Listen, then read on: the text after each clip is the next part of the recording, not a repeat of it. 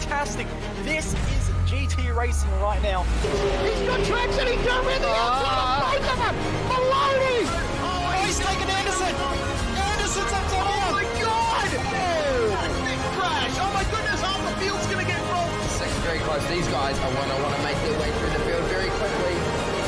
Oh, there we go. Oh no! That's massive! This is it! This is over! I can't believe this! Oh my God! God, what?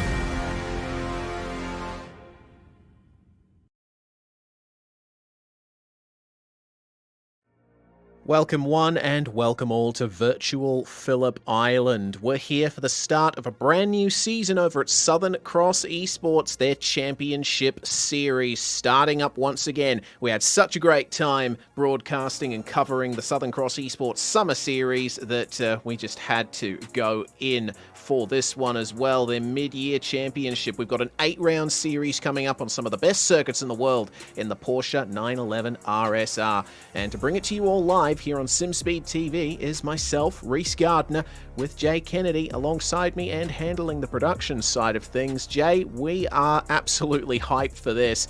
Not only did we see some fantastic racing and a very worthy champion in Trevor Leonard during the summer series, but it's a brand new season, plenty of familiar faces with some new ones turning up as well, and at one of the best circuits in Australia. What more could you want? Yeah, 100%. Really looking forward to it. A little bit of a tweak to the series as well, with the races being slightly longer as well. So instead of the 15 and 25 minute race, we're going to a 20 and a 40. So that should make the racing a little bit more entertaining. We saw some great battles throughout the season as we went through last time around. And this season, we're going to see some incredible battles as well, as you said, over 8 rounds of racing. But to start it off at Phillip Island, what better place to start? Indeed, this place is incredibly historic. It's one of the most treasured circuits in Australia off the coast of Victoria near the town of Cowes. This place is 2.7 miles in length, 4.5 k's, and plenty of fast and flowing turns, but very heavy braking zones for the Honda hairpin and for MG Corner towards the end of the lap. They will certainly provide some excellent overtaking opportunities, but really this place is all about mid-corner speed. Yeah, it's such a fast-flowing circuit, isn't it? It's an incredible circuit, incredible place, and such an iconic Australian circuit. As you said, really 2 heavy braking zones, the Honda hairpin at turn 4, turn 10 at MG, the key overtaking places, but these cars, with the way that they behave, we'll probably see a bit of passing down the front straight into turn 1, and possibly even some side-by-side through Stoner at turn 3 as well. Yep, easily doable there. Of course, the car that we are racing is the Porsche 911 RSR, the sports car built to the GTE regulations in the World Endurance Championship at least, and GTLM for the IMSA Sports Car Championship. And this is where they're going to be putting it through its paces. Phillip Island, of course, at the first round. We go to Barcelona for round 2.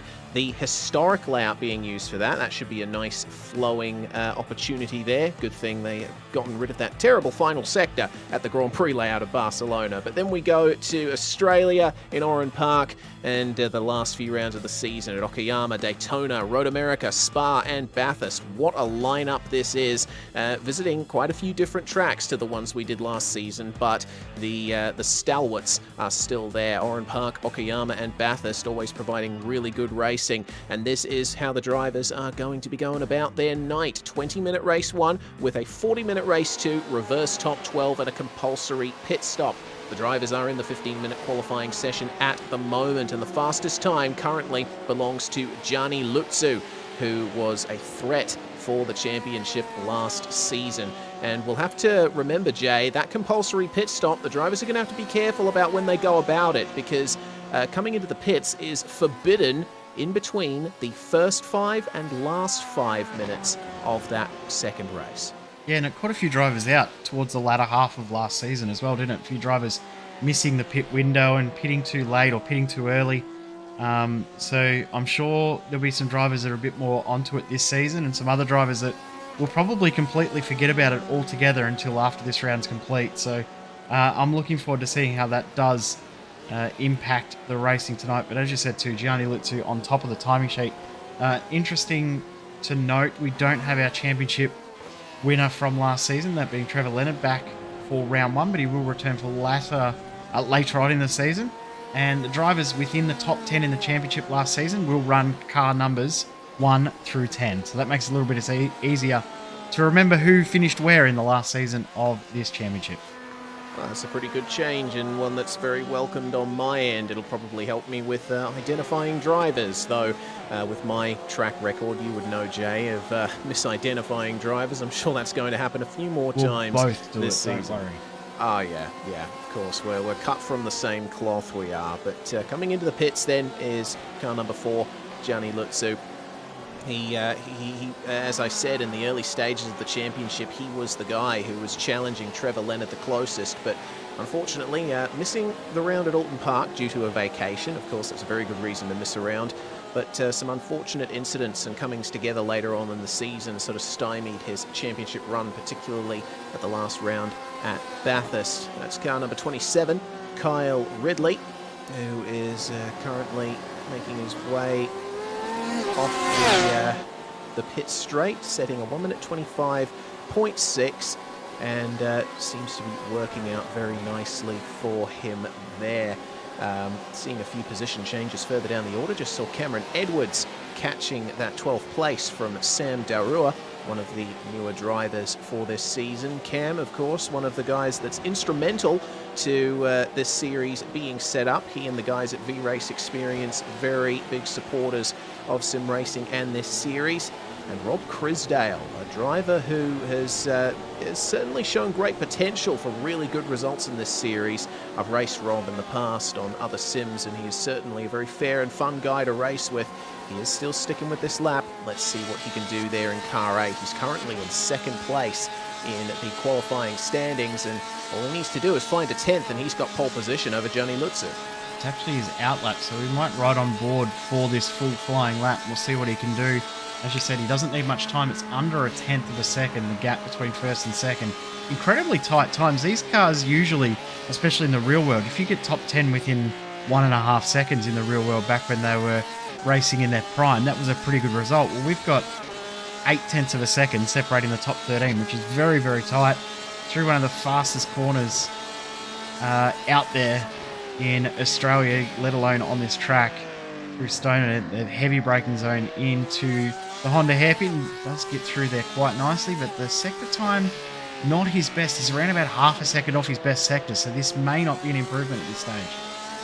Yeah, it looks like Rob's not quite got the car under him. He's not showing a huge amount of confidence on this lap, but we'll see how it works out for him. Flat out through Hayshed and then into Lukey Heights, a very challenging corner to get right in any car. Be careful of that curve on the inside.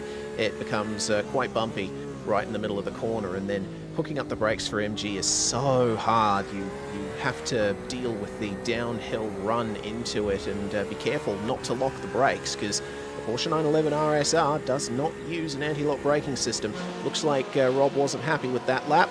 Going to jump into the pits. He's still got just under 6.5 minutes left, though, to try and pip Gianni Lutzu to pole position. Franz Estabauer in the Perth Fork Trucks machine, another driver returning from last season, currently in 20th place, now 21st, with Ross Thalen putting in a time good enough for 14th place. Let's see what Franz can do here, because he certainly showed some great performances at the end of last season. Same for Tyson Broad as well, but oh goodness me, he's caught up in a little bit of difficulty out there.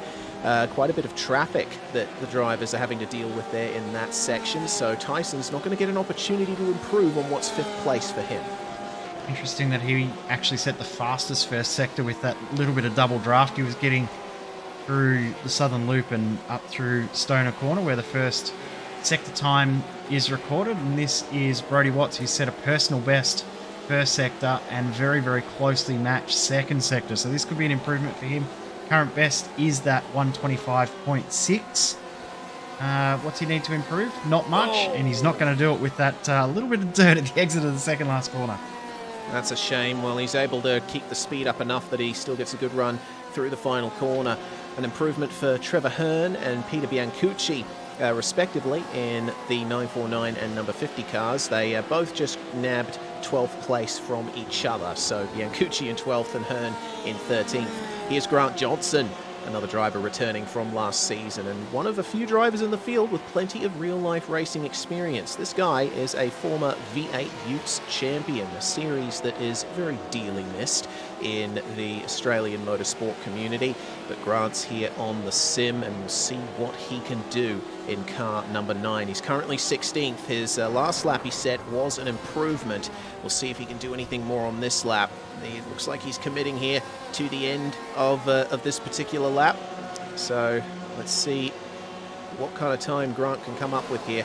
I think this might be an out lap. Perhaps he's made a mistake somewhere along the way. A 1 minute 26.2 is what Mr. Johnson will set there. That's 2/10 off what his fastest time is at the moment. Yeah, didn't quite have the time to get himself right at the top. His sector times didn't look too bad. He did go personal best in the first, but did lose a little bit of ground through the middle of the circuit. Kyle Ridley's on a good lap at the moment, but as to is Sean McNamara, new to the series.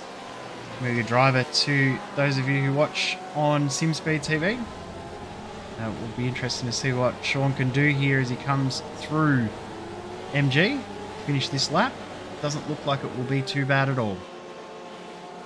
Sean has got a bit of experience in the Virtual Racing School V8 Scops series, which we are broadcasting on SimSpeed TV this weekend. He'll certainly be familiar to those of you who keep up with that championship for 9.5 Sim Sports, and a 1 minute 24.971. That is excellent stuff there for McNamara. He goes from 4th to 2nd, and he's only a couple of hundredths off Gianni Lutzu's time. So Gianni, he's going to have to get out there and make sure he improves on that 1 minute 24.955 at the top of the standings. Looks like he just might, because he's at the end of the lap here. Yeah, sector times look like he's down a little bit though, so he's down around about 6/10 on his best lap, so I don't think he's going to improve on this one, but he may be setting up just to get a little bit of tyre temp in, ready for one last go. No, I don't think he's going to be able to do it, because remember, we are running the heat format, running 2 races in the one event, which means that there is a hard cut for qualifying. As soon as the checker flag flies, that is the end of everyone's laps. Can't do any more. Yeah, and in order to get one final hot lap in here at Phillip Island, it's about minute 25 that you want to aim for. So that basically gives you 3 minutes. If you leave the pits at any time after, say, the 2 minute and 50-second mark, you're in trouble. So Gianni Lutzu's not going to be able to improve on his pole position time as well, but drivers like Ben Braja are making sure that they get the draft in here for their final runs at a hot lap. So Ben down there in 26th place, looking to improve. What about Cameron Edwards coming out of the final corner and not taking all of the track on the exit of the last corner? Ray Oliver improves to 12th, and Cameron Edwards sets a 125.8, and unfortunately that's not an improvement, but he still has time on the clock to get one more lap in. Sure does. The only man that is really lighting up the timing sheets at the moment is Alex Zani, though. He has set a personal best first sector, and it's not too far off that first sector time of Gianni Lutzu. So this could be a very, very good lap that we are watching right now from Alex Zani. Well, flat out through Hayshed. Very different to an Australian touring car for sure.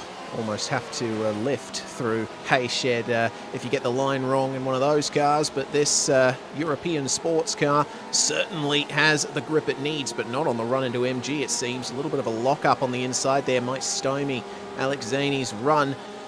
Well, let's see then. A little lift likely into the final corner here. So fast, and it's so important to get the line right. Up into top gear, 6 gears on this thing. He's going to stay in 5th as long as possible. 125.5 there for Alex Zani. Unfortunately, that didn't work out for him. No, not quite, and he won't have enough time to get back to the finish line. It doesn't look like Peter Biancucci will get to the line, and he is on a great lap. No, he's not going to make it. No. But his sector times, if he was to continue in the way he was going, he would have shot himself up to 9th position, but there's just not enough time on the clock, and I think he knew it there when he was diving under brakes. But will we get any more cars across the line in time? I think this might be our last driver. He might just miss out, like Max McRae. 1 second. Oh, he just crossed the line in time. So did Trevor Hearn. Well, Trevor Hearn managed to cross the line just in time and promoted himself to 10th. And speaking of, how about we go through the grid for race 1 of round 1 of the V8 Drive Day Perth Southern Cross Esports Championship Series. On pole position, it is going to be Gianni Lutzu with Sean McNamara starting alongside him with that excellent time late on in the session. Rob Crisdale also keeping himself in the hunt there. He starts in 3rd alongside Anthony Jewell. It's Tyson Broad and Mike Pepper who round out the top 6. Alex Zanni in car 69 is going to start out of 7th alongside Clint Harvey, and then it's Kyle Ridley and Trevor Hearn 9th and 10th. It's Brody Watts and Adrian Vlock who round out the top 12. From there we go back to Ray Oliver and Peter Biancucci on row 7 with Cameron Edwards, and new to the series Sam Duara on row 8. Grant Johnson a little bit further back than we would normally see him on row 9 alongside Ross Thallon. We've got Max McRae and Neil Woodburn on row number 10 rounding out the top 20. Dean Hunt, Michael Thompson on row 11 with Nathaniel Coburn, and Franz Esterbauer rounding out the 12th row of the grid.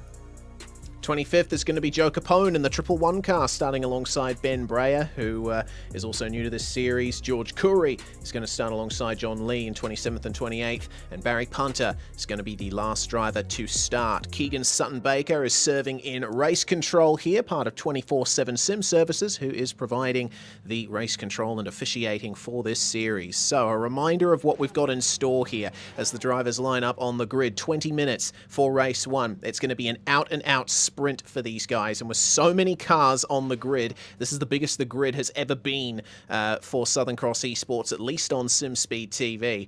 It's going to be rough out there, Jay, especially with so many fast corners and no tarmac runoffs to save you if you go off. Exactly right. It's going to be very, very tough for a lot of the drivers. Very, very difficult circuit, and it does punish you if you do make the smallest of errors. So we will no doubt see someone have one of those errors in this event, and probably more than one, but that adds to the excitement of this place. Something I absolutely love about it, that there is risk, but there is reward for those risks if you do it properly. Well, the field pulls away and we can get a little bit of a slower pace look at the Phillip Island Grand Prix circuit. Of course, most famous in the modern day for hosting the Phillip Island 500 endurance race, part of the Australian Touring Car Championship calendar, and also the Australian Motorcycle Grand Prix. This is a track that is famous around the world for those incredibly fast corners. And this turn right here coming into Southern Loop is one of the places where I think you're going to be seeing the most drama. See that run between those two corners. That's a place where you can definitely get alongside and try to fire one up the inside of your rival into turn 2. But the way this corner works, if you're on the outside coming into there, you see that elevation change, that is going to put you out in the weeds on the outside if you get it wrong. And it will happen too. We're going to see plenty of people off there at some point. I don't think we've ever broadcast a race here where we haven't seen someone off there, especially on lap 1. Fingers crossed we don't see someone cutting through the grass at turn 1 on lap 1, because that can often end in tears. Someone has enough speed off, they can actually run all the way across the circuit and rejoin midway through turns 2 and turn 3, and that can end in disaster with them taking out sometimes the leaders. Yeah, something that everyone's going to have their eyes on stalks for. This double hairpin sequence, meanwhile, of Honda and then into Siberia, that's a place where you can often see cutbacks, and the banked nature of the Siberia corner means you can hold the outside around there. So if you end up trying to make a move at Honda and you can't quite clear the other driver before you get to Siberia, not to worry, you can try and squeeze them to the inside. Side by side through this section is going to be deadly on lap 1, so drivers will have to give each other a good amount of space through Hayshed and into Lukey Heights. And this is another place where the drivers, in the past, I should say, have certainly done a bit of lawn mowing on the outside here. And run a little bit wide through Lukey Heights, put you on the inside through MG, and we have seen drivers that have caught the grass on the inside into MG. No braking power on the grass, which means that it ends in tears quite often if we see people forced out there. That often happens when someone's forced 3 wide through that section as well. So fingers crossed we don't see too much of that. We get ready to get the green flag. 20 minutes on the clock. Race number 1.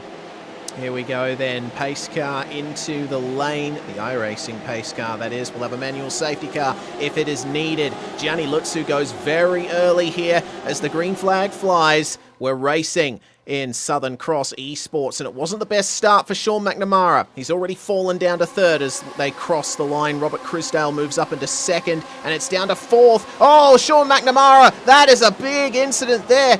A little bit of side-by-side contact. There is a little bit of tarmac there, but oh my goodness, he has gone for one heck of a ride. He's going to get a massive slowdown penalty as Gianni Lutsu comes through the first turn. Looks like Sean McNamara has towed back to the pit lane. Actually, he's been disqualified. Oh no, that is so bad there for Sean McNamara. There's also been an incident at the back. We have the likes of Anthony Jewell, I think that was, with a busted rear wing. Meanwhile, the racing continues. There's a little bit of a problem here at the Honda hairpin, sorry. Goodness gracious, there's a car spun out in the gravel trap. There's absolute chaos here on lap 1. There is at the front of the field. It's been relatively... Oh, I've ruined that, haven't I? There's talk about commentators' curse. There's been a big pile up through Siberia. We'll try and get some replays very, very soon. But Gianni Lutsu has been able to break away. Oh, geez, that was messy there. But other than that, it's been absolute bedlam behind him. Everyone has been involved in chaos. Yeah, it was Max McRae and Neil Woodburn who came together at Siberia. So there's a lot to pick apart there from lap 1, but as they come out of the final corner across the line, it is going to be Gianni Lutsu who leads the way from Robert Crisdale and Tyson Broad. Mike Pepper in 4th place in hot pursuit of a potential position in the top 3. It's Clint Harvey who rounds out the top 5, but looks like he's getting massively pressured by Trevor Hearn, who's made up some really good positions on the first lap. Oh no, was that Franz Esterbauer? Esterbauer, yeah, had a spin there at the last corner. You also see here, that's Anthony Jewell in the pits. He's actually been given a black flag by race control for an incident out on circuit. So we will pick up a replay in just a second. I'm trying to queue one up, but I'll tell you what, the action out on track is absolutely chaotic. Yeah, goodness, there's so much action. Alex Zani was also one of the visitors to the pit lane on that occasion. So now we check out this battle here. Coming through Siberia, Trevor Hearn in hot pursuit of Clint Harvey, and this is for the last position in the top 5. I got to say, it's been a good run on lap 1 for Trevor Hearn. He has benefited from a few instances of chaos in the opening half of lap 1, but he's doing a good job of keeping himself in the contention here for the top 5 and showing that he will give Clint Harvey one heck of a race. 100%. Could be some crazy battles out on track throughout. Looking forward to seeing some of these battles. But Trevor Hearn getting himself right involved in the thick of the action, and we'll get a replay of what happened at the start of the race in that turn 2 incident in just a moment. Let's see how this pass works out first. Harvey defensive on the way into turn 1, and Hearn decides to think better of it and leave it for another time. A little bit of aggressive entry into turn 2 might do him wonders here.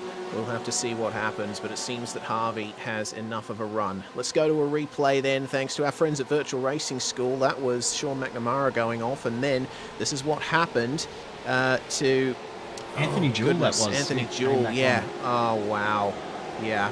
I mean, you can understand why that happened. If you're on the grass on a car with no anti-lock brakes, then once you're on the grass, you're just going to go spearing onwards. But yeah, in the view of race control, that was likely a dangerous rejoin right in the midst of turn 2.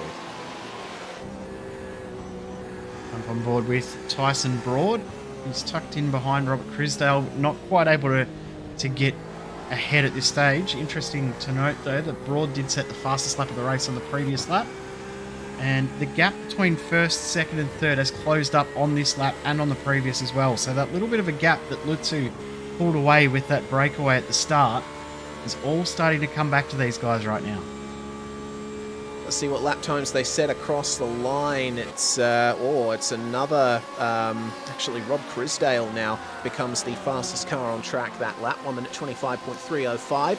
Took a chunk of a tenth or so out of Gianni Lutsu, and Tyson Broad setting a 125.369, but he still holds the fastest lap of the race so far, almost a 125 flat. Here's a battle that's going on between them here for second and third, and it looks like Broad might be lining up a move here up the inside of Honda into second place. Rob Crisdale saw him coming from a mile away and gave him a good amount of space. Nice clean change of position there, but now Rob has the benefit of the draft, and with that little bit of side-by-side action, Gianni Lutsu is given a little bit of extra breathing room. There won't be as much of that for these guys, though, because Mike Pepper, you can see him lurking in the background there. Yeah, Pepper's really close to these guys, isn't he? Trying to get involved and get himself in the battle, but not quite close enough yet. But I think he's in a good position because, one, he's getting draft, but secondly, he's there if there is a minor error. It's not going to take much for either of these guys to run a little bit wide and off the circuit, which we've seen already in this event. We're going to see plenty more throughout this race as well. So being there to pounce on him on the error of the drivers ahead isn't a bad ploy as well as the weaving begins to try and break the draft. I think the guys are too close to break any draft at the moment.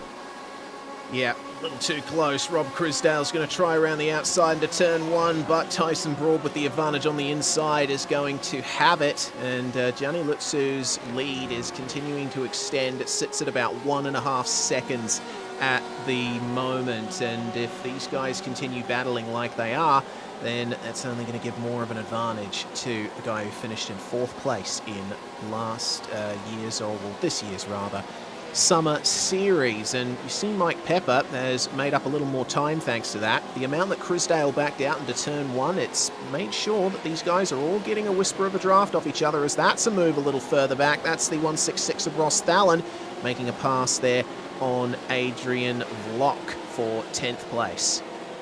A nice little move there, late braking into Honda hairpin, something that we'll see quite a lot of throughout this race. Now, we saw there was a little bit of a pile-up coming through Siberia on lap one. We want to try and pick up what happened. The driver who got involved is the 18 of Max McRae, right in the middle of the screen. Side by side, a little bit wide there, and then sort of came in on Grant Johnson. Hard to tell from that angle, but it doesn't look like much either of the guys did wrong there. Just one of those crazy lap one incidents, I think. Yeah, I think so. McRae turned in and Johnson was still there on the inside, and poor Neil Woodburn got involved through that through very little fault of his own. So, the battle continues here for second place. Couple of technical issues, it seems, for Mike Pepper. He's lost a bit of ground again here to Rob Crisdale. And seeing the kind of moves that have been done down the front straight, it looks like the slipstream is really strong here at Phillip Island. The series is fixed setup, so all the drivers are running the same settings, but I think they run a particularly high downforce set on this car, so that increases the effectiveness of the slipstream when you're behind another car. And Crisdale is starting to get one back here on Tyson Broad. Look at how aggressively he enters Siberia, but it seems Tyson Broad is the one with the advantage on the exit. The other part to that too, Reese, around that draft is it is blowing from the south, so it is blowing straight down the front straight. So if you're punching a hole in the air, not only are you punching a hole, but you're also pushing against the wind. So being that second car in the queue, definitely a big advantage. Not a very strong wind, but it is enough that it may give you 2 kilometres an hour advantage.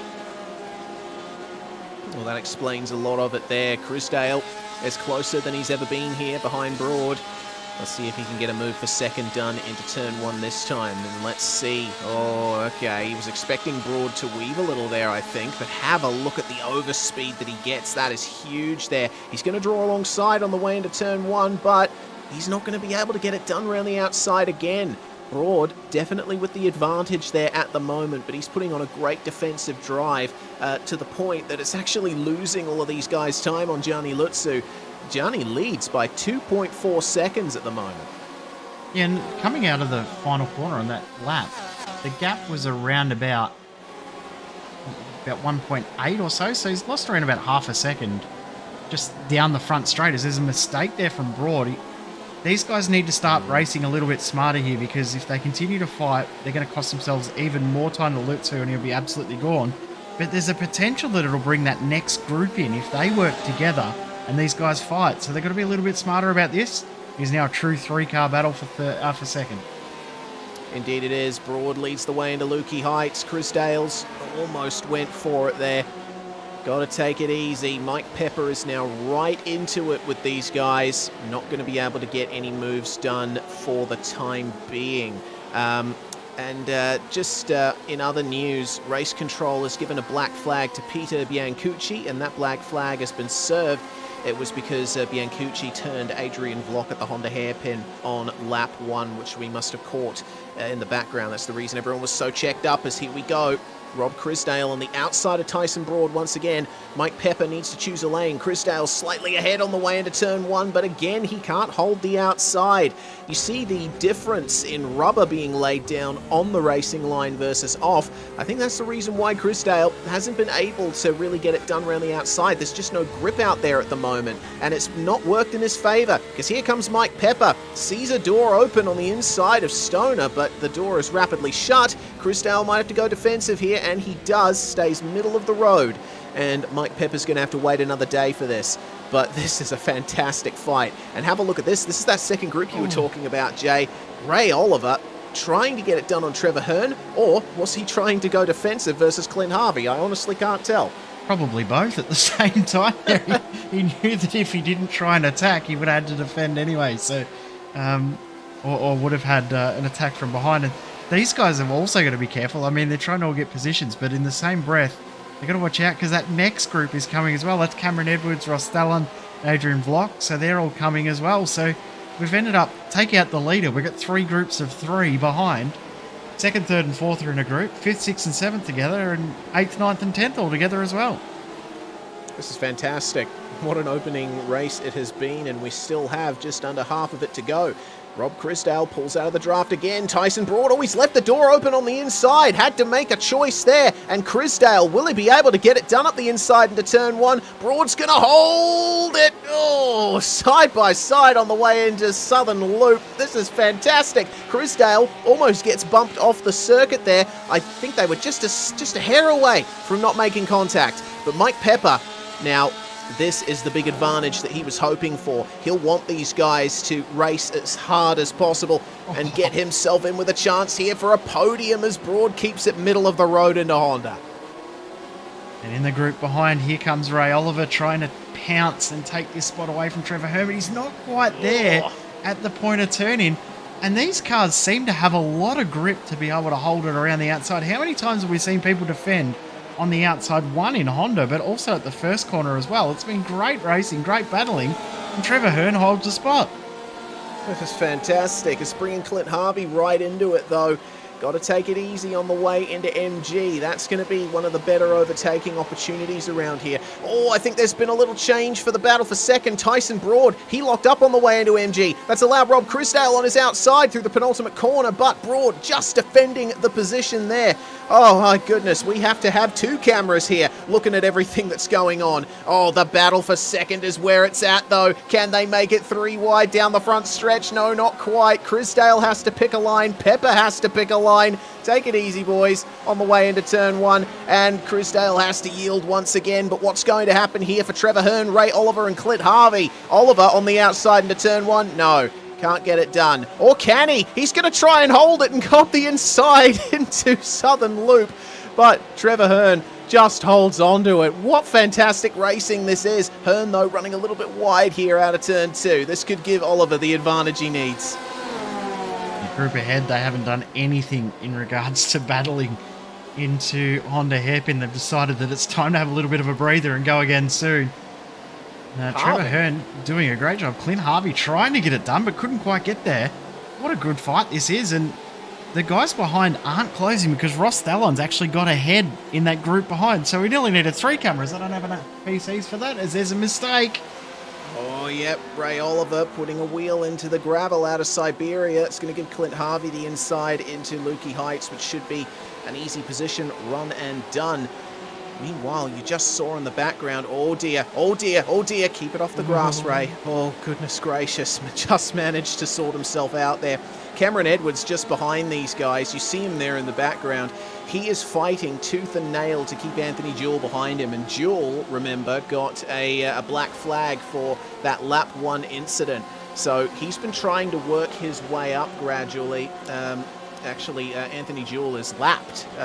Is actually not battling with Cameron Edwards at the moment. He's just trying to get some positions back. So actually looks like Edwards has a little bit of a gap back there to Adrian Vlock as we catch back up here with Rob Crisdale. Third place, has maintained third for this whole race so far. But the race is now 3/4 done, 3/4 to go. Has a little look up the inside of Tyson Broad, but Tyson, as experienced a racer as anyone in this field, knows exactly what to do there. He knows that Crisdale won't go for a silly move like that, as Cameron Edwards now has been put back into the clutches of Adrian Vlock. Had to let Anthony Jewell by coming into turn 1, and that cost him a little bit of time, and as it turns out, almost a position, as Crisdale still putting the pressure on Tyson Broad here. I thought he could be a little more aggressive out of Lukey Heights and get the inside into MG, but you've got to be so careful there with the crest in the road. They'll have 3 laps to go when they cross the line, so still a fair bit of racing left in this one as Ray Oliver trying to get back past Clint Harvey, can't do it. And have a look at that, Trevor Hearn's been able to skip away while these two have been battling behind. So the little bit of infighting here between Harvey and Oliver has opened the door well and truly for Trevor Hearn to say, see you later boys, I'm out. And these guys are going to fight. Interesting, when we first picked up this battle, they were 4 seconds behind the battle of Broad, Crisdale and Pepper. They are now nearly 9 seconds back, so the fighting has well and truly pushed them further and further back into the field. That it has. Speaking of these guys, oh, goodness, Crisdale. He's in that interesting position here. He's trying to pass the driver in front, but he's also trying to prevent himself from being passed, being the middle car in a 3-car battle. So he goes middle of the road just about every time into Honda, not going to allow Mike Pepper past him, but also not going to be able to psych out Tyson Broad as much as he likes. Quick replay here. This is the 27 car of Cole Ridley. A little bit of a battle side by side, a little bit of a hip and shoulder, off he goes. And, he does rejoin safely, but he has lost a fair bit of ground. So very, very good recovery there, because that could have ended disastrously. Yeah, certainly could have. Could have been a repeat of Anthony Jewell's incident on lap 1. Thank goodness that didn't happen again. Well, 2 minutes left. Tyson Broad still getting the weave on. 3 minutes left, I should say. Crisdale, though, he's got a great run here down the front straight. He's just not able to take advantage of it, though, into turn 1. Every time he has been in a position to pass Broad has gone defensive, as Hunt and Watts battling for 11th place here, side by side, across the start-finish line. Let's see what they can do. On the outside is Brodie Watts, second place in the Summer Series, has to yield there to Dean Hunt, who's a driver who's certainly shown great potential for results in the Summer Series as well. I thought with how close they were at the exit of the final corner, there was no way that Dean Hunt could have defended that position, but I think the issue that Brodie Watts had was he had too good a run and then wasn't able to use any slipstream to gain any speed, so he's able to get it done this time. I think, yep, good move, beautiful pass there at the end, but surprising he wasn't able to get it done down the front straight, but may show that you really need to set up these passes down the front straight a little bit smarter than just throwing it up the inside at the last corner. Yeah, it's all about playing the long game here at Phillip Island. Well, Gianni Lutzu, with 1:25 left on the clock here, this is going to be the start of the final lap of the race. White flag flies for car number 4. But the battle is still not over for second place. There's Tyson Broad still weaving to try and keep Rob Crisdale behind him. And they've got a little bit of lap traffic that they'll potentially be dealing with on this lap. John Lee, who's running in 25th. Let's see if Crisdale can make a good opportunity out of this one. This is probably going to be one of his last chances to really get it done on Broad if he can nail the exit out of Southern Loop. Looks like Broad just got a slightly better run, and Crisdale, it seems, is a bit too far back to pull an out-braking manoeuvre. Broad is going to stay on line. Crisdale, Ray Oliver's off. The mirrors. Oh, no. Oh, Oliver back down to 10th place. Could be 11th here with Brodie Watts coming up to him, and Dean Hunt as well. And that's happened, I think, at Lukey Heights. That's unfortunate. At Southern Loop, that was. Southern Loop, my apologies. Well, Broad has still been able to keep Crisdale behind him as they go through Hayshed for the final time. And it looks like Mike Pepper has fallen off the back of this battle as well. He's expended everything that the car and his body could give him. But last couple of corners for Gianni Lutsu. He is going to start this season off perfectly with pole position and leading every single lap on his way to a well-deserved race victory. Gianni Lutsu is your first race winner of the season in the Southern Cross Esports Championship Series presented by V8 Drive Day Perth. Who gets it done though? Coming through here for third, Mike Pepper almost got Rob Crisdale there. It looks like there was a bit of an incident there for Crisdale in the last couple of corners. Pepper not able to take advantage. Trevor Hearn is going to finish in the top 5. Meanwhile, here's what happened to Ray Oliver at Southern Loop. Yeah, we'll pick this up before we go through our results. Oh, he's done it all on his own. I thought there was something else involved in that. But to do that all on his own with the pressure almost being lifted, getting that position, that's heartbreaking for him. But tell you what, Gianni Lutsu, what a drive. He has absolutely dominated the field. 7-second win. A brilliant result for Gianni Lutsu, and it's definitely going to put him in contention for the championship. Let's see how they all stacked up at the end. It was Lutsu 7 seconds ahead of Broad, as you said, Jay, with Rob Crisdale completing the podium. Mike Pepper and Trevor Hearn round out the top 5. Clint Harvey finishes in 6th place. Pretty good result from him, gaining 2 positions. Wonderful position gain for Ross Allen, meanwhile. He started in 18th and finishes 7th. It's 15th to 8th for Cameron Edwards, 12th to 9th for Adrian Vlock, and Brody Watts is going to round out the top 10.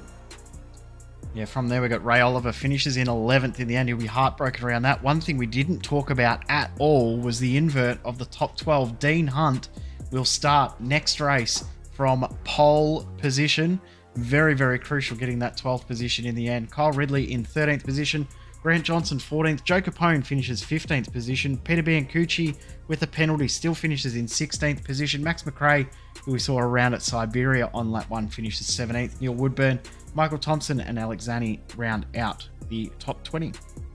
Zani's going to be disappointed with that after a 7th place start. Sam Darua is going to finish in 21st with Nathaniel Coburn 22nd. Barry Punter and Franz Estebauer are your last finishers on the lead lap. John Lee completes 25th place. Ben Breyer in 26th. Anthony Jewell with a penalty has to settle for 27th. George Coury 2 laps down. Unfortunate for him, finishing a position down from where he started. And Sean McNamara, our sole retirement, and it looks like he won't be returning for the rest of the night. That's a shame after a front row start for race 1.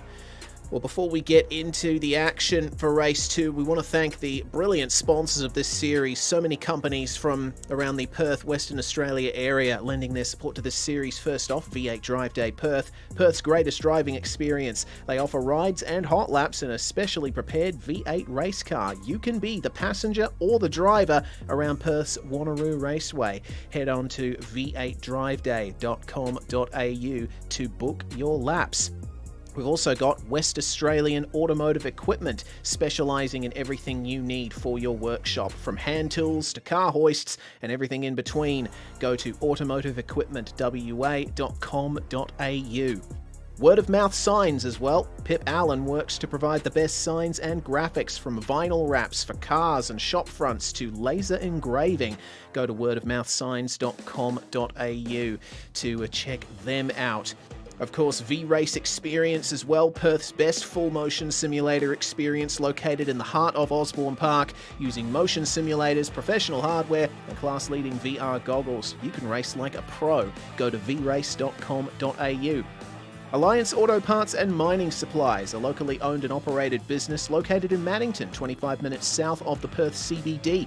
With over 50 years combined experience, their sales teams are the ones to go to. If you're in mining, construction or trade, or you need replacement parts for your four-wheel drive, they stock parts for all the major brands. Go to allianceams.com.au to check them out. All of these companies are also on Facebook, so check them out there too.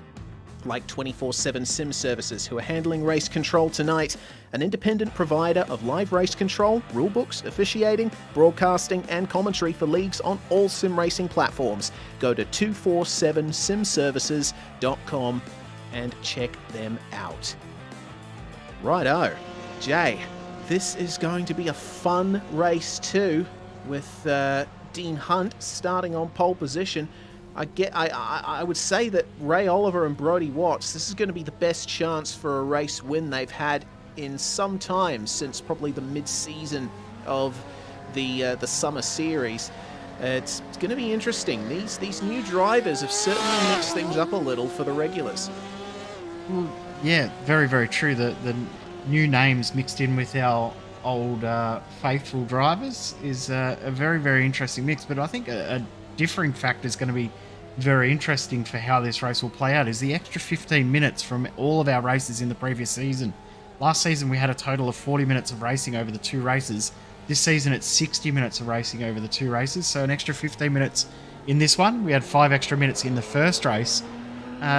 Will it stretch the field out? Will some of these guys start to make errors when it gets to the end of the race? I think we'll see that more than anything else. Mistakes in the last 10 minutes are what is going to cost someone a really, really good result. Whether that be they take out someone else that they're battling with, or they just make an error by themselves, that'll be the unknown. But I think that is how the race is going to play out. There's going to be a bit of controversy around that.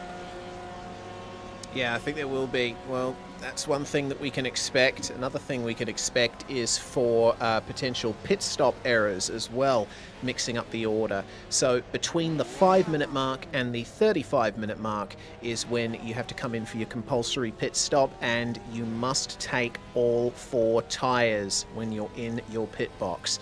I guess taking fuel is an option if you want to start lighter, but I would say that most drivers will just want to fill the tank up and just take tyres only at the stop, though there could be an advantage starting with a lighter car in race 2, especially considering that, as we've said, it's 15 minutes longer.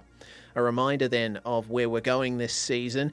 We go from Australia to Europe in 3 weeks' time to go to Barcelona, but then we hop back to Australia, or I guess a former location in Australia, for Oran Park Raceway. Those are the first 3 rounds. Then we go to Japan, 2 rounds in the United States, we go to Belgium for a race at Spa, and then back to Mount Panorama to finish off the season.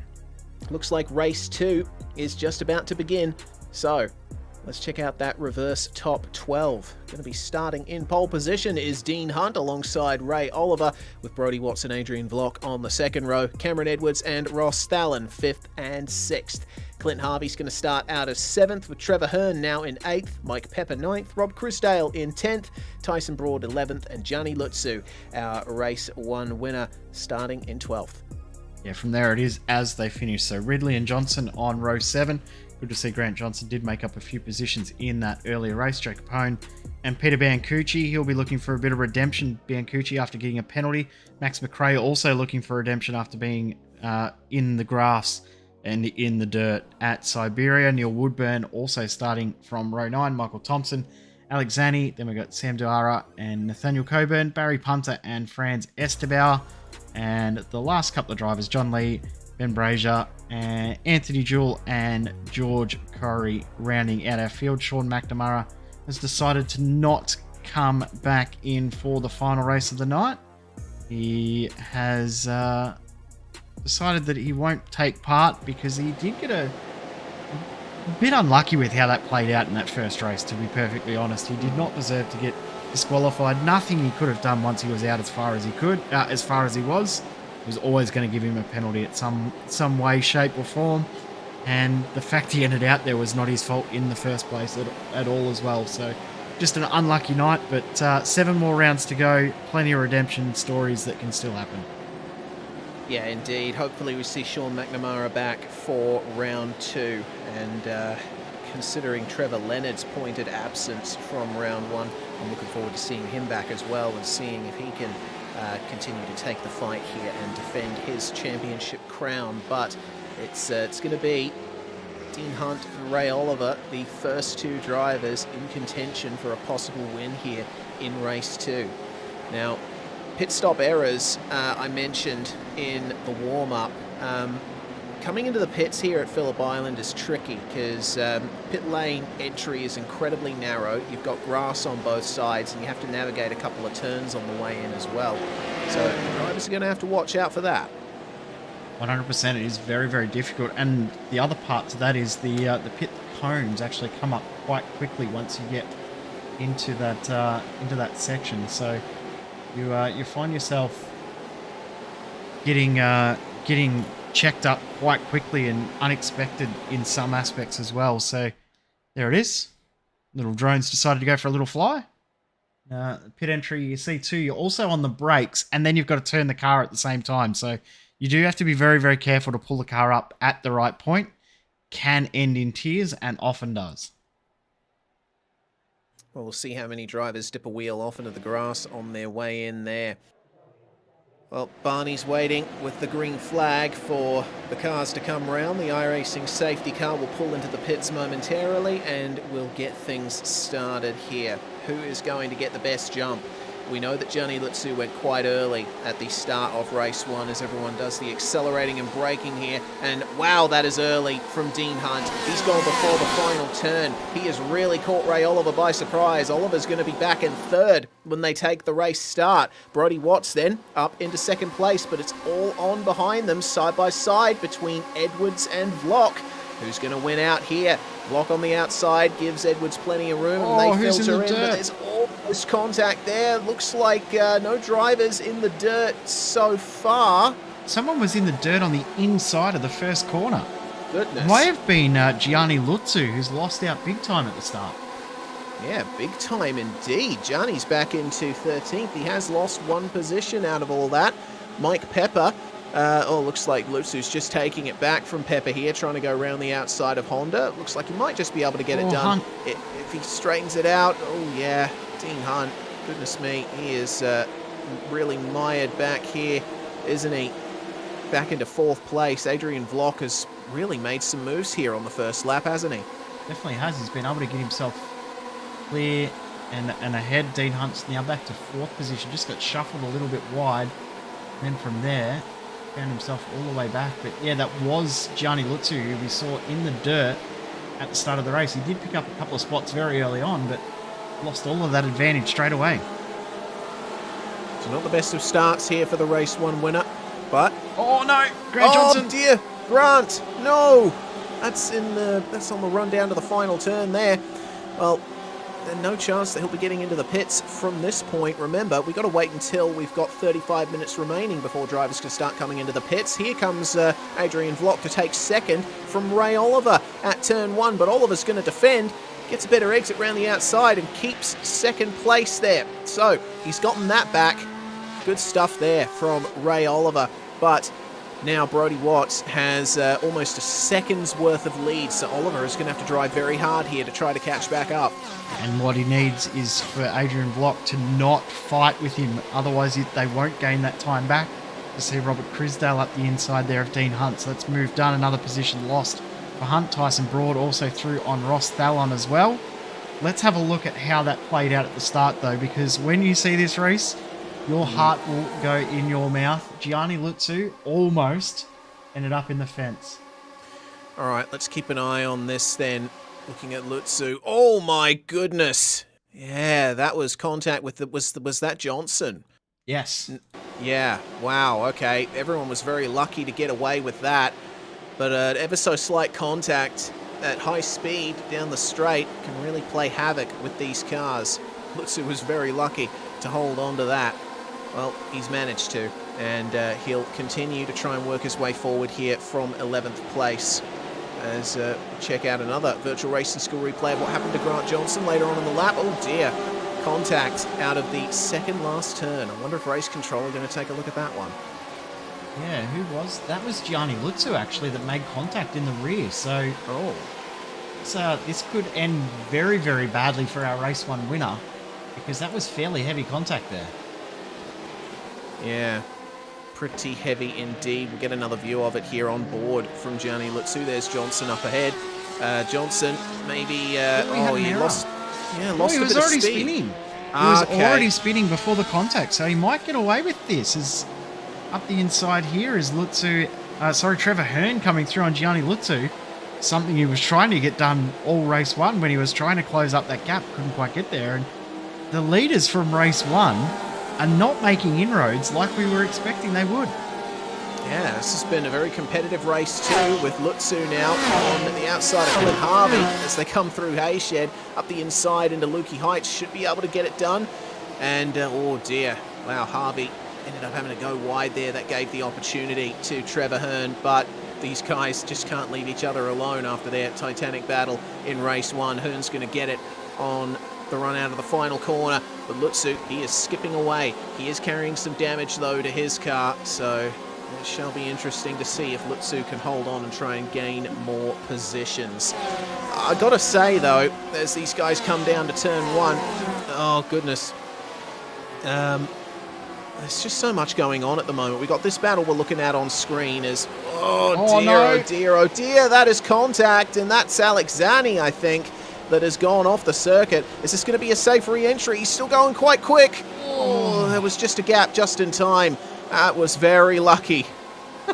We both held our breath there, because we've seen that happen many times before, not only in the race 1, but in every single possible type of event that we've broadcast at this track over 10 years. Oh no!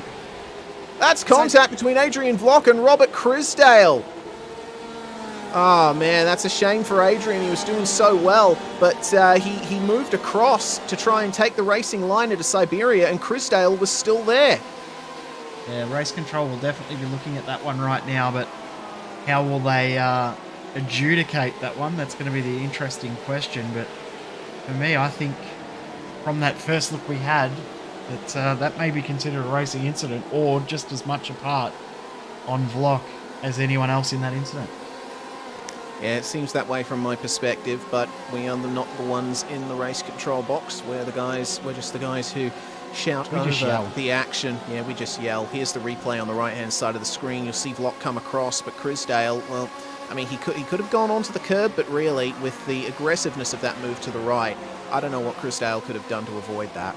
Shouldn't have to go onto the curb, though, really, because the curb technically isn't the racing surface, is it? It's just a piece of road that helps you rather than go into the dirt. So, yeah, I'm with you. That one's probably more on Vlock. Interesting to note too, pit window is open and a driver has already decided to come in, that being Peter Biancucci, who's back in the field. He's had some issues early on, decided to come in and take the pit stop early on. Now can drive it home all the way to the end. Safety car will help him. Yeah, definitely would. Cameron Edwards and Dean Hunt, meanwhile, the 46 and 47, running in 5th and 6th respectively. Oh, that's a problem for George Coury there. And that is it's an interesting re-entry there onto Honda Hairpin. Meanwhile, there is the number 440 of Barry Punter, who has made up a few positions here. Lost some at the start, but he's slowly gaining them back. Meanwhile, the battle for second. Tyson Broad just behind Ray Oliver here. Brody Watts is skipping away from them at the moment. 1.8 seconds is the gap for the lead, and Tyson has definitely got the run here on Ray Oliver. Broad certainly looking to back himself up here with a less than optimal result in race 1. Around the outside into turn 1. That's how you get it done. Beautiful move in the end there. Oliver's going to have to get moved to Crisdale as well, it seems. So Oliver's dropped back to 4th, and we also see there Gianni Lutzu hitting through on Dean Hunt. So Hunt continuing to drop positions, but I think he'll still be okay and happy with a P7 considering the drivers he's got ahead of him. Tyson Broad's been the only big mover out of our race 1 winning group, or race 1 leading group I should say. Sorry, along with Crisdale. They're both up 9 and 7 spots respectively. Lutzu up 6. Biggest mover in the field though, Anthony Jewell, who is up 13 positions as Alex Zani gets a black flag. That might be for a dangerous re-entry in that turn 2 incident that we caught. Possibly. Yeah. Well, we shall see how that ends up affecting his race. Like you said, safety car can certainly help to bring him back into the action if he's able to get that penalty done and also get his service done as well on another occasion. Well, check out the fighting here coming into the final turn. Cameron Edwards and Gianni Lutzu together now, with Lutzu, of course, making his way past Dean Hunt earlier on that lap. beginning of a new one, and Gianni Lutzu up the inside. And it looks like Edwards didn't try to fight that one too hard. He knows that there's a big pace difference between himself and Lutzu at the moment, and he knows that Lutzu is a man on a mission after the very rough start to this race he's had. Now, just gone back and had a little look-see through the footage. Can confirm that it is not for the rejoin for Alex. Oh, okay. And remember I said Peter Biancucci's had some issues? Here's his issue. There we go. Oh, goodness. And that was quite the heavy hit. One bit of an optimistic move there. It actually caused some steering damage there. Yeah, it's a shame there. I was wondering why Biancucci was way down the order. So it looks like he's managed to get some of those repairs done in his pit stop. At least we hope so. But he's all on his lonesome at the moment in the last running position on the racetrack. We've still got all 28 of our starters running. So that's good as Trevor Hearn. Oh boy, Trevor Hearn making the move there on Dean Hunt, on Ross Allen, sorry, for 8th place. So Trevor's now back up into the position he started this race from. Good stuff there. Good to see. Get very, very closely acquainted to Ross Allen. Not the way to ask Ross for a new livery. Certainly not. Oh, I presume that Ross will be able to separate business from competition at that stage. Alex Zani comes into the pits to serve his penalty as we check out this battle for 10th. Harvey Pepper and Max McRae. Oh, McRae almost getting it done there on Pepper. Can he hold it round the outside in Southern Loop? He's going to almost get a little overlap, but it's not going to be enough. Again, that crest. But have a look at how he hookups the exit. That is beautiful there, but doesn't look like he's going to make this easy as Mike Pepper. He's still going to have the inside for the Honda hairpin. Can McRae get past on the way in? Oh, no, he cannot. Pepper just lunging back up the inside to get the position. I tell you what, McRae almost tried a Charles Leclerc on Max Verstappen at turn 4 in Bahrain there, but didn't quite work out. It's not quite as much rubbing as there almost was at Bahrain. That was one of the most incredible F1 races we've seen in a long, long while. Added some extra spice back to that championship. Jewel through on Ridley. Ridley just goes, yeah, all right, you can go through because I don't want to get involved in this battle. I think that's self-preservation from Kyle Ridley as much as anything else. He goes, nah, these guys are going to take each other out or are going to make contact. I don't want to be involved. You go through first. Yeah, that's the approach that I often take to my racing if I'm involved in a battle. As speaking of battles, have a look at this. Gianni Lutzu making up another place here. This is on Ray Oliver, trying around the outside of turn 1 on the mindset number 224. Gonna have the inside for Southern Loop.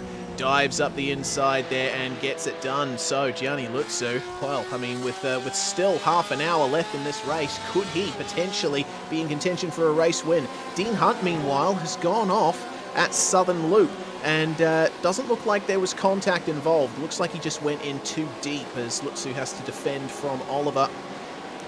Alex Zani back into the lane meanwhile, this time to take service. His penalty has been served, but Lutzu, this is amazing, the performance that we're seeing from him, though he has an awful lot of clear air ahead to the top 3. And I tell you what, there's been so much action throughout this field that we have not had a chance to really check in with our top 3, and we might not for a little bit yet, as there's the replay of what happened to Dean Hunt.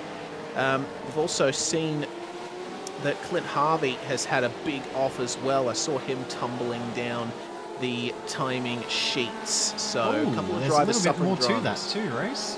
Is there that on a replay? But how do you like 3 wide into Honda hairpin? I certainly wouldn't say no to it from a spectator's perspective. Here you Let's go. see what Enjoy. happened. Enjoy this 3 wide. So, let's see what happened. Oh dear. Okay. 3 wide on the way in, and what ended up happening here to the number 10? Did he... Oh, dear. Number 28. Oh, dear. And have a look at Kyle Ridley. Goes, yep, that's what I thought was going to happen. Through he goes.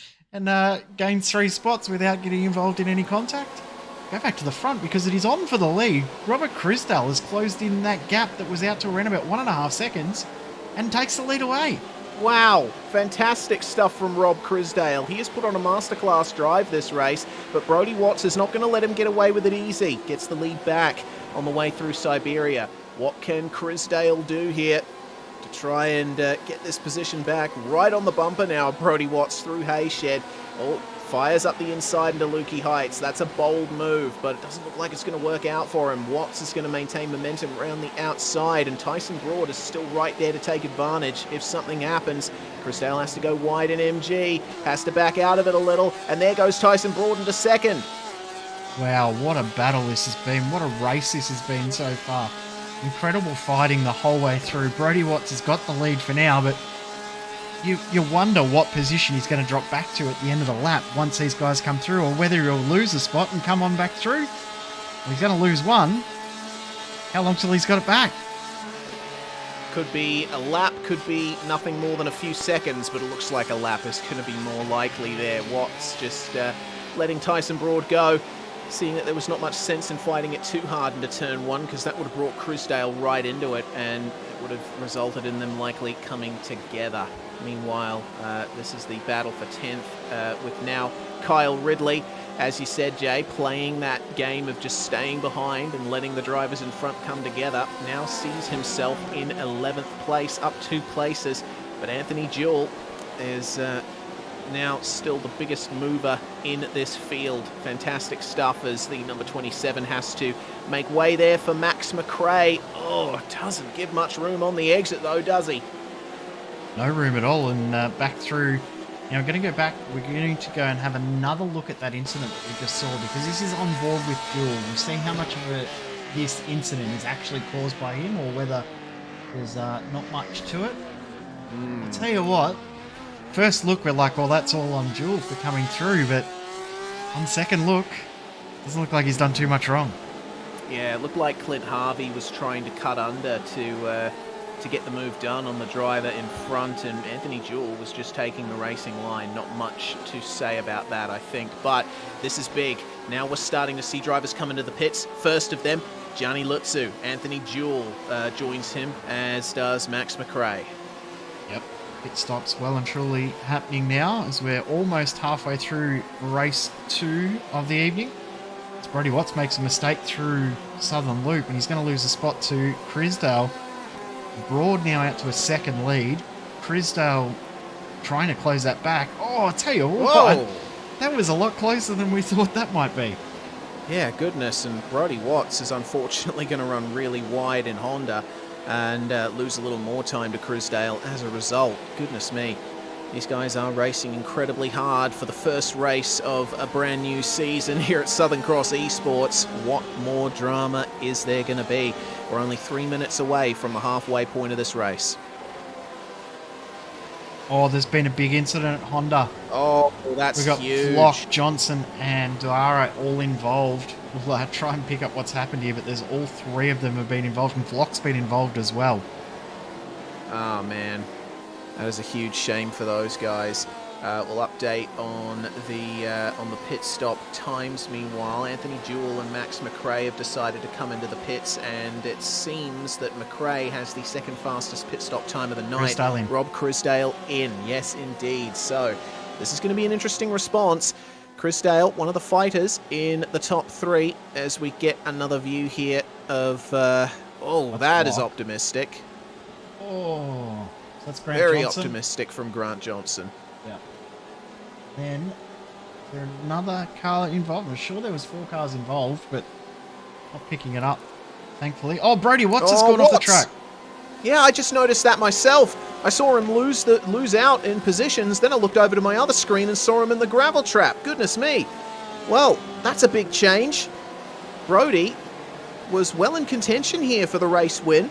Could have threatened Tyson Broad later on, but barring a safety car, I think he's lost out on potentially even a top 5. I agree. And have See a look what happened. this is going to make you feel worse about it, because all on his lonesome. Man, that just makes you sad, doesn't it? When you see a Does. driver just slither off the racetrack in Southern Loop. I mean, it's a mistake that we've all made at least once or twice. but doesn't make it any easier when you watch that happen to a driver. You can almost just see it happening in slow motion, like the gravel, the grass is just approaching ever so slowly, and there's nothing you can do. Well, Brodie Watts is going to stay out of the pits for this occasion. Meanwhile, here's Peter Biancucci, who's got Gianni Lutsu up ahead of him. Looks like Biancucci is not... looks like he's not taken his proper service yet, so not quite racing for position as Mike Pepper enters the pit lane. Yeah, I think he's just come in to get that damage fix and get back out on the track to make sure he didn't go a lap down as much as anything else. Hard to get a lap back in these sort of races. Mike Pepper had come in there, we just saw Kyle Ridley. On screen as well, you can see the pit stop times for everyone. We're looking around about between 38 and 39 seconds. Anyone that does less than that, then there'll be question marks around the tyres. Anything more than that, well, it probably means they've got a penalty of some sort. Yeah, and in iRacing... Ray Oliver off. Oh dear. Oliver was one of the drivers fighting for those top 5 positions, maybe even top 3, depending on how things went. And it looks like he's got a lot more damage. Well, this may Apologies. I think your mic just fell over. I think this might be someone else involved in here. I saw there was another car when I just rewound the footage here. So behind him is Brodie Watts. Oh, there's a car from the inside. Whoa, where did he come from? Oh my goodness, and who is that? That is that John Lee in the 33? Potentially. I'm looking at John Lee on my end, and he's got an awful lot of damage to his front left. Yeah, that was him. That was John Lee. I think just completely... There's more to it. There's more to it again. Is there? Let's have a look at this. Lets Edwards through. As he comes to brake, he's like, oh no, and then his wheel, almost like his wheels just turn to the right. Bang, and he goes. That is a huge shame. Wow.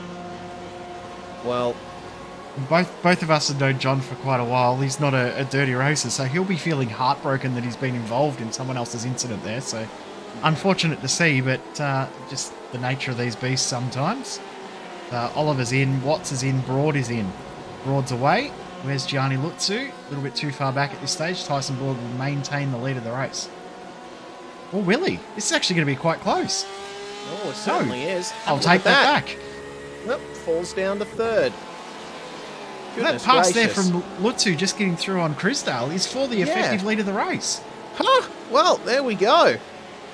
Gianni Lutsu, with the drive of all drives after his very rough first couple of laps, he is going to potentially come away with a double victory here tonight. But we'll see what Crisdale can do to keep up with him.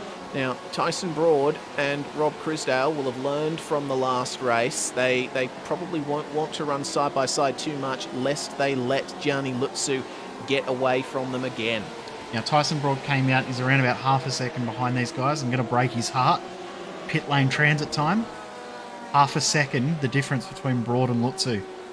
Wow. Half a second, so a tiny little bit too early on the brakes at the pit lane line, a little bit steady, releasing the pit lane limiter, a little bit ginger bringing it into your box. Is the difference between Broad coming out in the lead and coming out in 3rd. Man, that is going to be rough there for Tyson Broad. But we do have more drivers in the pits as these guys continue to fight for the effective race lead. Now, Neil Woodburn's just come out. He's only done a 12-second pit stop, so he may have to come back in and serve another pit stop. Yeah, well, he will have to. It. Yeah, he definitely have to, but oh, goodness. He almost forced a different pit stop that way. Goodness. Well, that's certainly going to be one for the brown pants. Trevor Hearn, meanwhile, comes out of the lane. Yeah, a bit of a long stop there by a few seconds, but interesting to see that Hearn has only just come out behind Anthony Jewell. He's still potentially in contention for the top 5 here. Be interesting as the guys come up now while we were watching all the pit stop commotion going on. Broad just trying to get past Crisdale, wasn't able to do it. John Lee definitely has some sort of technical issue because he's had another incident, unfortunately, at Siberia where he went straight ahead exactly the same way. The car moved in an unusual fashion and then went straight ahead into the wall. So John Lee having some issues, but it looks like he's trying to push through them. fingers crossed you can finish the race. Fingers crossed indeed. Dean Hunt and Cameron Edwards have come in from the leading positions of the race. See how long their pit stops are. Also should mention that Race Control did end up giving Adrian Vlock a penalty for that contact with Robert Crisdale earlier, and Vlock has served that penalty with a drive-through, and he's already taken service as well, so he's good to the end as the race continues here for the effective weaving. top three. That is huge, actually, that weaving, isn't it? Oh my goodness. I mean, we've still got 15 minutes of this left, 3/4 of a race one distance, and we saw how action-packed race one was. The funny thing around doing that weave is it really doesn't do that much. All it does is frustrate the guys behind you and potentially bring someone else into battle, or leave you open to making an error yourself. So, not always the best thing to do, but it does look spectacular, and I do enjoy doing it when I'm out there racing. Not that that happens too often these days, but it is fun to do when you're the lead car and you weave around the track to try and distract or pull the other people away.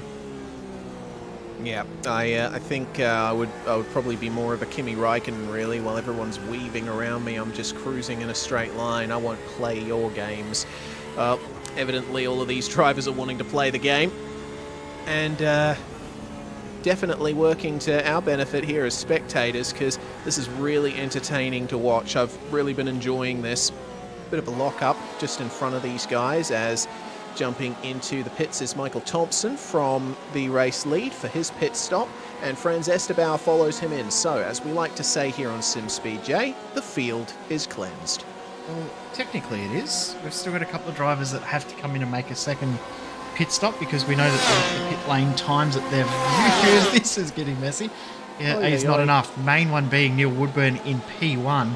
He will get shuffled back though, because the lap times that these guys are doing a lot quicker than Woodburn is doing. Last lap by Woodburn did just under a 1 minute 28, 1:27.8, and Lutzu did a 26.0. Crisdale and Broad 25.7s.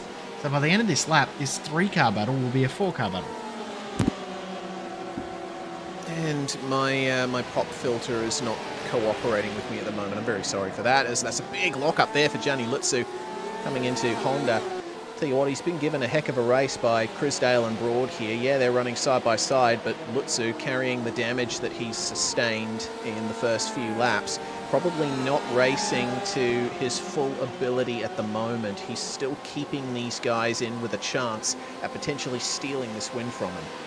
100%, still well and truly on this fighting going on out there. It's great battling to watch. It's great to see these guys back out on track, and great to see the respect that we've seen from a lot of drivers in the field.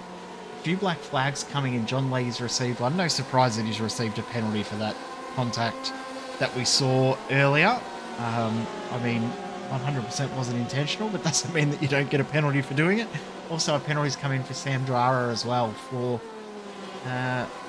something we didn't quite catch, I'm guessing. Yeah, seems that way. Darua is down in the field at the moment, further down now thanks to the penalty that he has just served. He's only just come out of the pits there to serve that. Lutzu, meanwhile, right on the, oh goodness, is that 3 wide into the first turn? Oh goodness, oh, Brody Watts makes contact with Ross Thallen, and Thallen manages to save it. That is excellent stuff there from Ross Thallen. Great car control, though he would have liked it if he wasn't put in the position to do that, as there goes Tyson Broad past Neil Woodburn, who's now having to deal with these race leaders coming by him. Crisdale almost trying around the outside of Siberia, not going to quite get it done. And these guys might be a little frustrated there, because Woodburn clearly has not taken all 4 tyres in his stop. I'm sure someone would have told some of these drivers. Some of these guys will know that that's happened. Other guys will be like, how did he get there? Makes no sense. But I'm sure some of them will work it out. The one that needs to work it out is Woodburn, because he will get himself a major penalty post-race if he does not do that. I believe we actually saw some disqualifications last season for drivers not doing it. So the penalty is quite harsh for breaking that rule. It's one of the few rules in regards to pit stops in this series. It's a very, very important one. If you don't do it, you're going to get yourself in a lot of trouble. Well, with Crisdale getting a little held up behind Woodburn there. That's allowed Lutzu and Broad to... Oh, goodness gracious. Woodburn got a little tap there. Oh, and Crisdale's still not by him. No, he's not happy about it either, I don't think. I think he knows that Woodburn has to come back into the pits. So he's probably upset that he's lost that lead group. Grant Johnson has just received a black flag as well. But there was definitely contact through the middle of turn 1 there, for sure. Yeah, had to have been. And contact in the middle of turn 1 is not a fun time in any car at Phillip Island.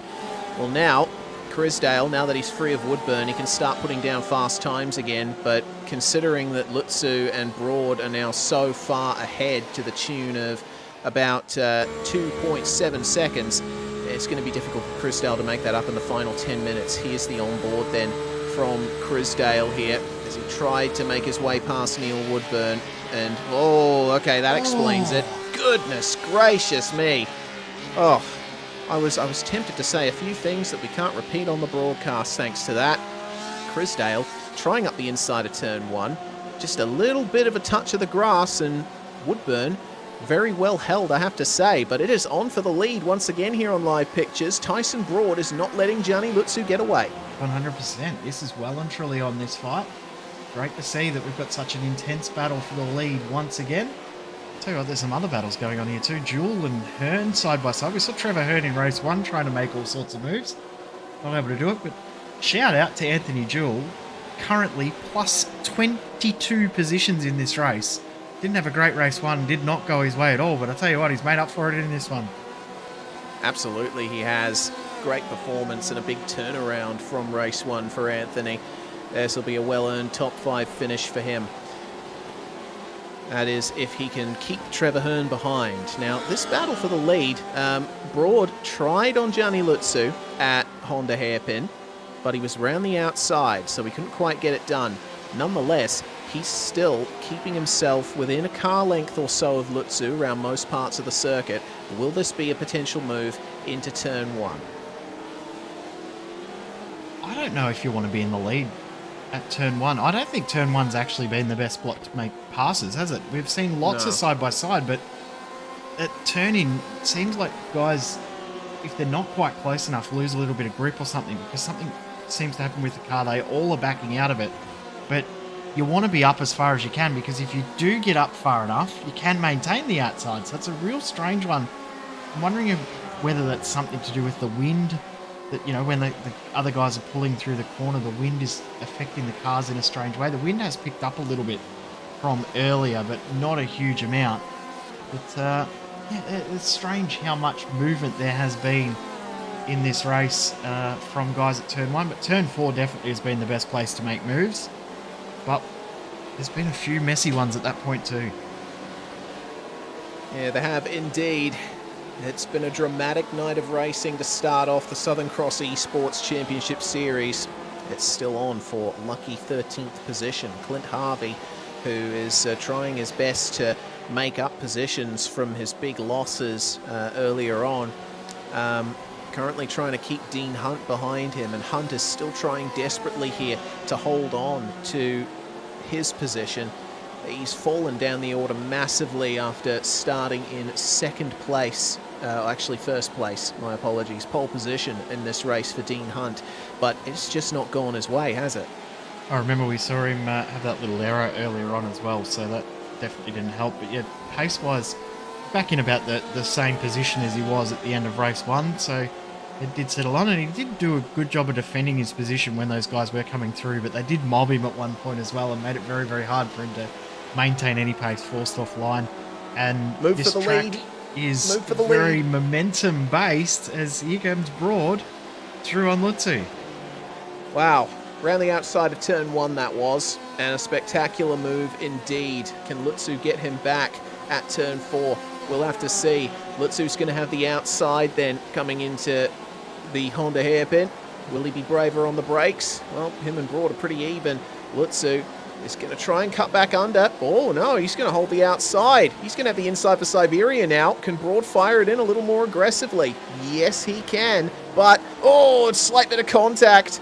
It is on for the lead. More on than it's ever been. This is great to watch, and just as I say, there haven't been too many moves at turn 1. We see a pass for the lead at turn 1, but it hasn't paid off in the end with the momentum coming back to Broad. What a battle this has been the whole way through this race. And I tell you what, it just brings back memories from last season as well, because it was the same two guys that seemed to find themselves in battles each and every race. Well, here's how it happened. Great slipstream for Tyson Broad. Lutzu protecting the inside, but Broad very confident on the way through turn 1. They were inches away, millimeters away from making contact. And Broad showing the classic move at turn 1. Outside into turn 1 gives you the inside for turn 2. But can Lutzu get him back? Broad a little bit defensive there into the first turn. Lutzu is going to have to work hard here. And pretty much all the drivers now have come in for their pit stops, but it looks like with 30 seconds left until the cutoff, Neil Woodburn might have guaranteed himself a very heavy penalty. Woodburn's still running in 4th, but as we mentioned, he's not completed all of his service. Yep, still needs to do a 4 tyre change. I'm guessing he's just done the fuel segment of the stop, and that is all. So yeah, he's going to find himself in a little bit of hurt post-race. Brody Watts has just had an issue as well. Wanted to try and see if we could go to it at some point, but we'll get there eventually. This has been a great fight. This has been a great battle. Pit window is officially closed, and I believe Woodburn is the only driver that has not done his full service. Actually, Peterby and Cucci might be in trouble too, because he's come in for a second stop, but I don't believe that was 4 tyres as well. Yeah, that's interesting there. So 2 drivers with question marks hanging over them. Well, keep an eye here on Gianni Lutzu, because he wants to take the double here to start off his season as well as possible. There's paddling going on just up ahead of them for lapped cars, but can Lutzu pull the same move that Broad pulled on him at turn 1, side by side on the way in? But Lutzu just not able to fire it in like he wanted to. Broad keeps the lead. What a fight this is. What a battle. This has been incredible to watch. And if we have half as good a battles as this for the remainder of the season, what a championship this is going to be. This has been incredible the whole way through. And we're at the point now where the fatigue starts to set in as well. We're 36 odd minutes into the race. Nearly an hour of racing, plus qualifying, plus practice. Fatigue is really a factor at this point. They've got 2.5 laps to go. But so many places you can make the most minute error, and it will be heartbreaking if either of them do. That it will. Well, let's see if there's any moves into Lukey Heights. It looks like, no, Lutzu's going to wait a bit here. There is heartbreak out there. Oh yeah, there is, because I've seen a couple of changes on the timing screens. Alex Zani, one of the drivers, dropping places here. Like a bit of a lock-up on the way into Southern Loop and just go slithering off the racetrack. Once you're on the grass, that is it. You'll have to take a trip through the sand pit. Can he keep it out of the wall? No. No, he can't. That's unfortunate there for Alex Zani, falling out of position there. I think he was in around 11th just before then. He's now in 13th place. So all of this has promoted Max McRae into the top 10. McRae's been making some good moves. There's a few battles still out on track. Of course, this one for the lead. There's a battle for 6th between Trevor Hearn and Cameron Edwards. Then there's Clint Harvey and Ray Oliver dicing over 15th. And then it's Adrian Block and Joe Capone fighting for 19th and 20th. So that's where the fighting is at the moment. Now, I just want to bring something up quickly, Reese. Yeah? This battle for the lead could very, very easily and very, very quickly become a 3-car battle, because Rob Crisdale was 2.5 seconds back only 2 laps ago. It is now 1.5 seconds. He's got draft at the moment. If he can get by this lap car at the right point without losing ground, he could be in there with 1 to go. It's Ben Braja who is in front of Robert Crisdale and giving him some good draft assistance. But oh dear, no, that's not going to work out well. Crisdale makes contact with Ben on the way into Lukey Heights, and I think he won't be too happy with Ben. It seemed like Ben was trying to let him by on the inside, or rather let Crisdale by on the outside coming into MG corner. But Crisdale wasn't able to sort of decipher what he was doing as the white flag flies, and it is on for the lead one last time here. Gianni Lutsu tries on Tyson Broad, can't get it done at turn 1, tries to open a door into Southern Loop. That's not going to work out there. Lutsu cranks on the steering lock. He's trying his darndest to get some more heat into those front tyres there for one final lunge up the inside here into Honda. It's going to be the outside for him. Broad protecting the inside. This is going to work out well for Tyson potentially. Yes, it does. And he blocks Lutsu off on the exit. Lutsu can't get the run around the outside and get the inside into the Siberia corner, and that's a pretty big gap. I don't know if he's going to be able to make that up before the end of the lap. I think you're right. I think that might be done. The only issue will be, will Broad make an error, especially now that he sees behind him he's got a little bit of breathing room. Sometimes that little bit of breathing room can actually counteract and give you a little bit too much confidence, cause an error. Broad gets through, under brakes, looks like okay, and I tell you what, Lutsu left everything out there and gave it everything he could, but not quite enough. Well, there we go. Last acceleration zone of the lap. Maybe a tiny little lift. Actually, it looks like they're pretty much flat out through the final turn there. Tyson Broad, foot to the floor, across the line. He and Gianni Lutsu are going to take a win apiece tonight here at Phillip Island. Fantastic stuff there. So, already 2 races and 2 race winners. Excellent stuff. And it looks like this battle for 6th is going to be decided in Trevor Hearn's favour. Yep, good job from Hearn. You'll be happy with that. But massive shout out to Anthony Jewell finishing in 5th, plus 22 positions in that race. Started in 27th, finishes in 5th. What a good drive. What a good drive indeed. You see that Ray Oliver is trying to recover from his earlier issues, trying to chase down another driver who's suffered much the same, Clint Harvey. These guys fighting over 14th and 15th now. Peter Biancucci is going to cross the line ahead of them, but as we mentioned, there's still question marks over whether or not he took the required service. And it looks like as that line passes, Clint Harvey holds on for 14th. Adrian Vlock will be feeling a little hard done by in that race. He got put in the wall and then also got a penalty as well and had to serve a second pit stop to get damage fixed as well. He crosses the line for 18th, so he'll be disappointed with how that went, but lots to learn from that after a decent result in race 1. But tonight goes to Tyson Broad. What a good finish to that race. What a great battle here in Lutsu had. Yeah, and this has got me hyped up for this 8-round championship. There was only 6 rounds in the summer series, but hey, 2 extra rounds, 2 extra opportunities for races just as exciting as the one we just saw. And Tyson Broad is the one who comes away with it, 6/10 behind Gianni Lutsu. They finished 4 seconds ahead of Rob Crisdale, but were it not for the altercation with a lapped car, Crisdale might have been right there with them. Neil Woodburn, he crosses the line in 4th, but we don't know if he took the required service in the pit stop, so he might end up having that position taken away. Anthony Jewell crosses the line in 5th, as you said, Jay. An excellent result there, up 22 places. Trevor Hearn finishes 6th ahead of Cameron Edwards and Mike Pepper. Then it's Ross Thalen and Max McRae who round out the top 10. Brilliant drive from McRae.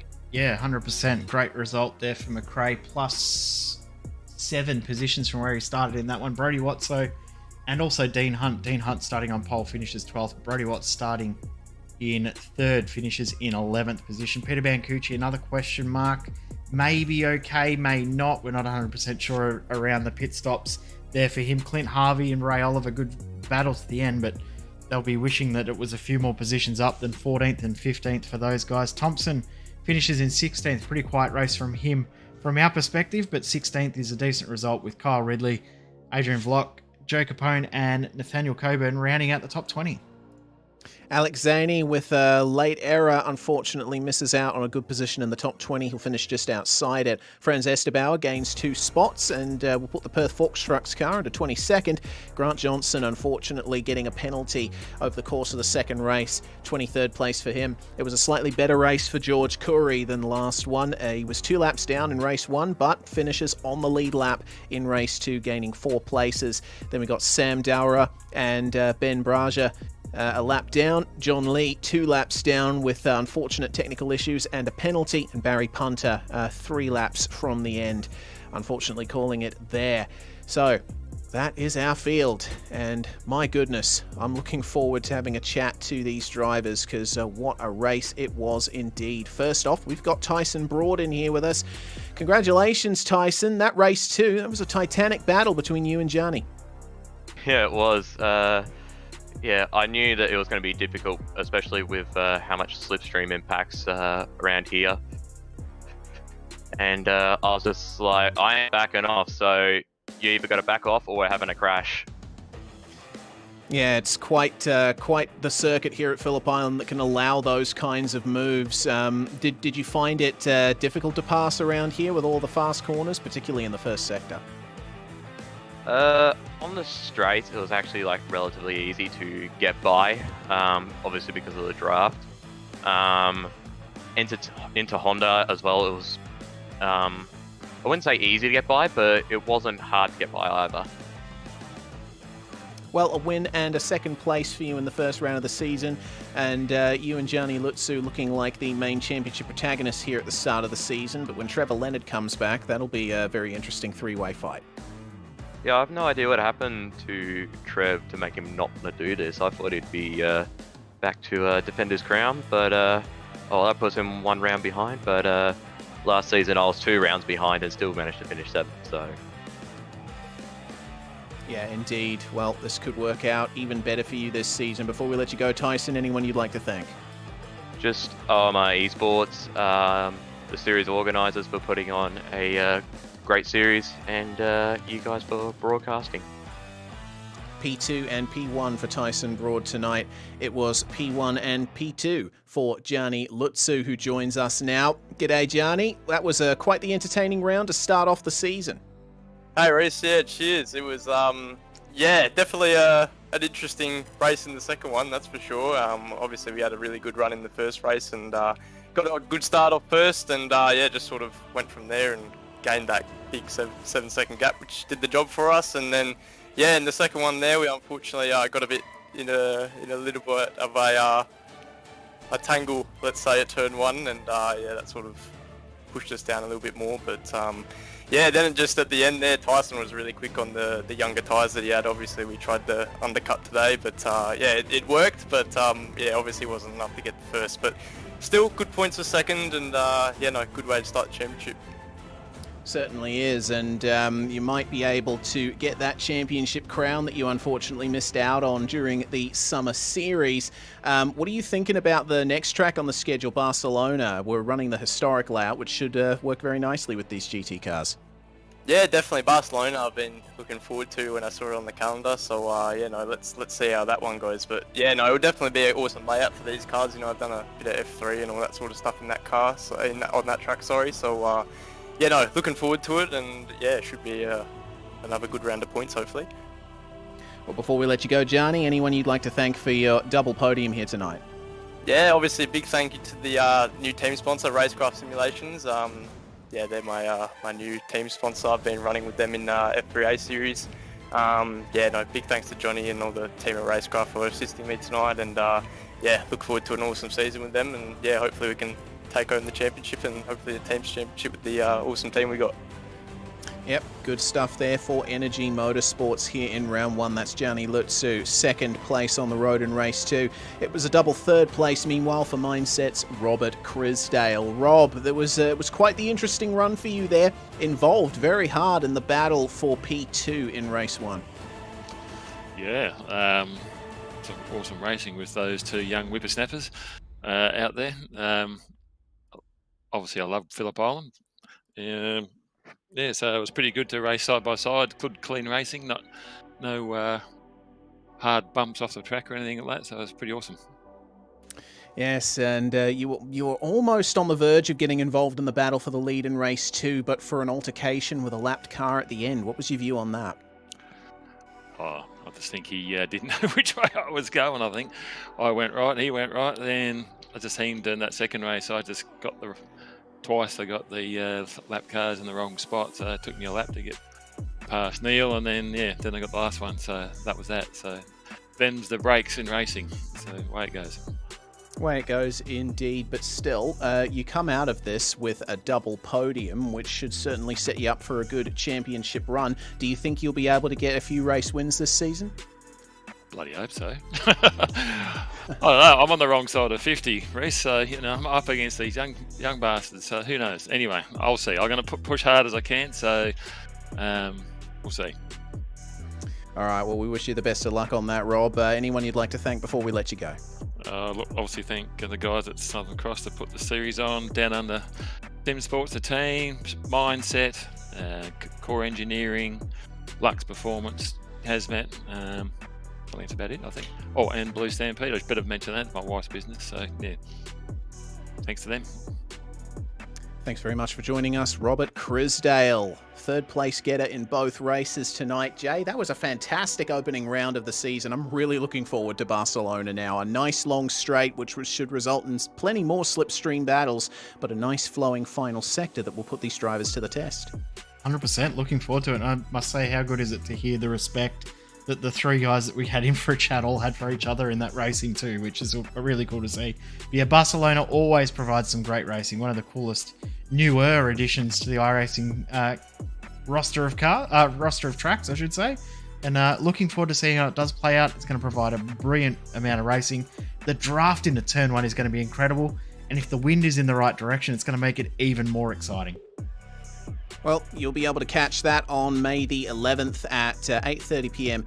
Australian Eastern Time. One more thanks to our fantastic sponsors here at the Southern Cross Esports Championship Series, V8 Drive Day Perth, and along with West Australian Automotive Equipment, Word of Mouth Signs, V-Race Experience, Alliance Auto Parts and Mining Supplies, and 24/7 Sim Services handling the officiating here tonight. We're looking forward to this series. It's going to be an absolutely rollicking one, and we'll be here with you every step of the way here on SimSpeed TV. I'm Reece Gardner, Jay Kennedy alongside me. From all of us here, bye for now, certainly not forever.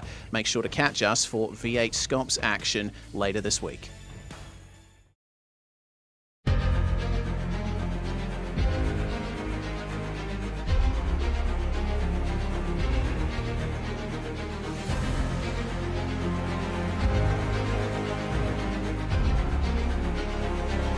This is fantastic. This is GT racing right now. He's got traction. He's got really outside of both of them. Maloney. Oh, he's taken Anderson. Anderson's up to Oh my God. Big crash. Oh my goodness. Half the field's going to get rolled. Second very close. These guys are want to make their way through the field very quickly. Oh, there we go. Oh, no. That's massive. This is it. This is over. I can't believe this. Oh, my God. God, what?